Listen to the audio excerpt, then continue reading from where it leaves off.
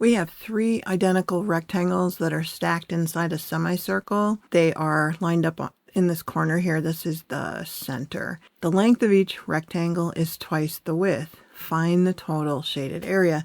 The only number that we are given is that the diameter is 10. This is a Katrina Ag puzzle. She puts these puzzles on her X account. I'll put a link up here in the corner so you can go check that out.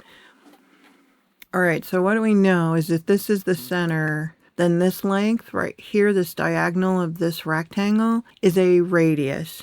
And a radius is half the diameter, so that's 5. We also know that since it's a rectangle, we make a triangle like this. That's 90 degrees. We've got a right triangle here. Now, we are trying to find the total shaded area, which means I got to find this piece right here. And I also know that the length of each rectangle is twice the width.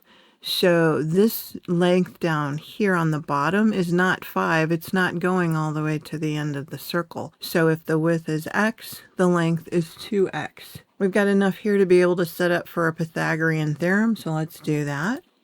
X squared plus 2x squared equals 5 squared.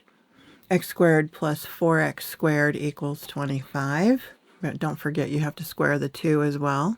And we have 5x squared equals 25. Divide both sides by 5. We get x squared equals 5. We're doing geometry here, so we're just going to stay with the positives. So x squared is 5.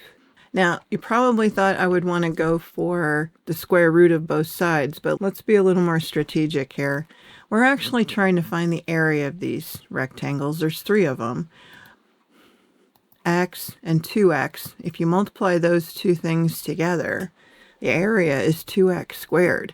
We don't need to know what x is. We just need to find the area. And if the area of one of these is 2x squared, that means it's actually 2 times 5, which is 10. They didn't give us units. So I just know that the area of one rectangle is 10, and I have 3 of them. So the total area is 30. That was fun, huh?